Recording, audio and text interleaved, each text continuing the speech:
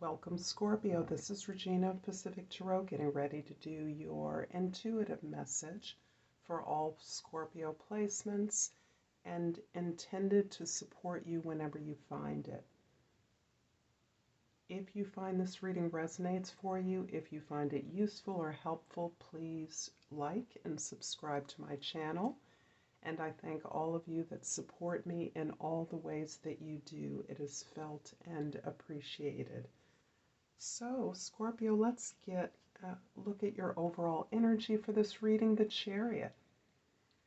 The Chariot is a card that recognizes the inner and outer conflicts that you may be negotiating at this time.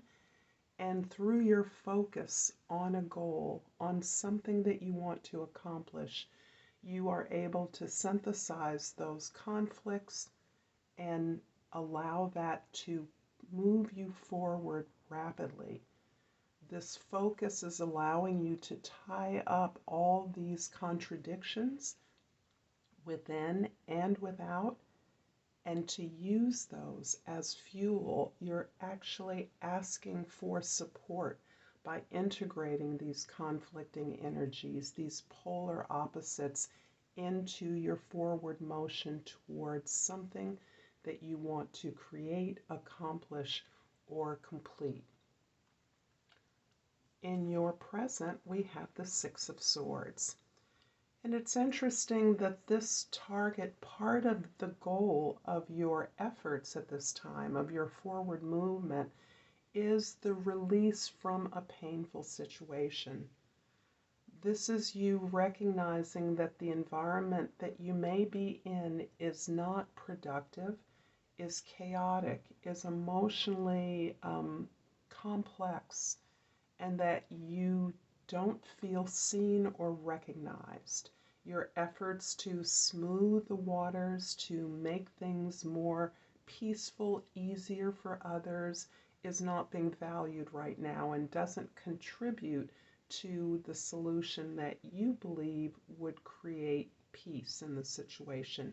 Instead, you're recognizing that you must remove yourself from the situation, move to a calmer space where you can gain some respite, but also that you can see the usefulness of the situation. You can gain some acceptance of the conflict that this Six of Swords represents. It's usually a domestic situation. It could be an employment, a team that you're working on. It can be about a place of employment, but you are recognizing that your peace, your truth, your values lie beyond the situation, and you want to move to that more peaceful place.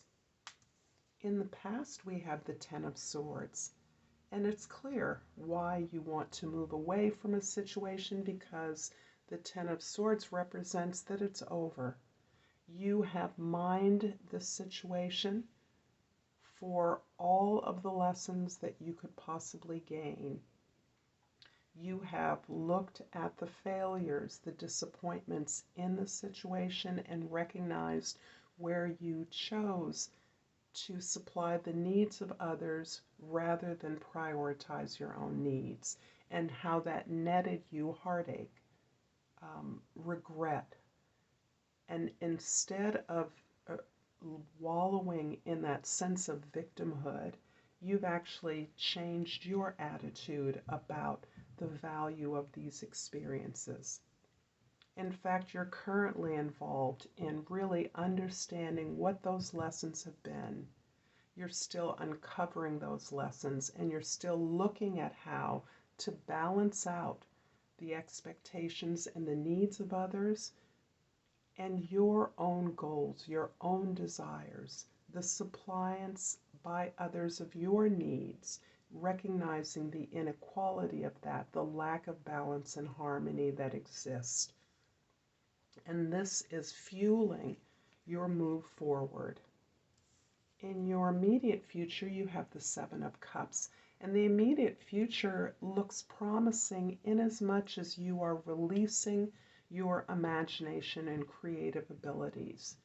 You are really looking at the many options available to you, the gifts available, understanding that all gifts are not equal, that many of the options that are available are not leading to pleasure, abundance, safety, joy, or a positive experience. However, your imagination is unleashed.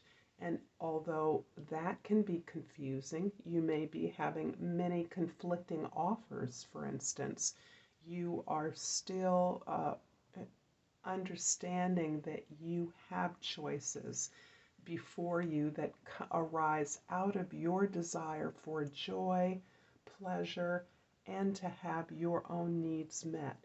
The caution here is not to indulge in illusions.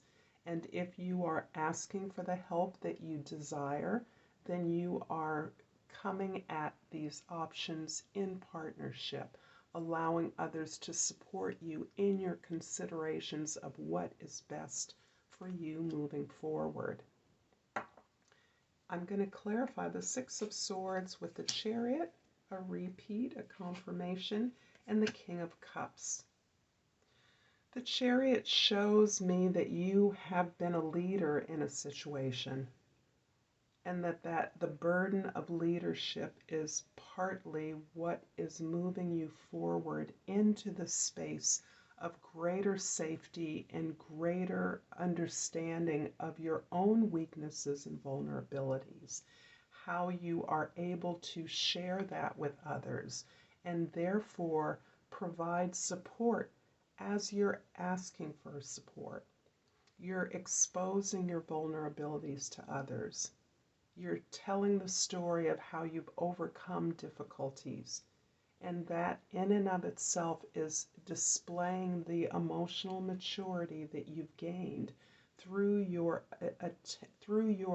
journey of self-healing, understanding the things that have caused you challenges, hurt, a sense of failure, disappointment. You really have understood where you played a role in what felt like your own victimhood. And you're now able to share the way in which you overcame that sense of overgiving.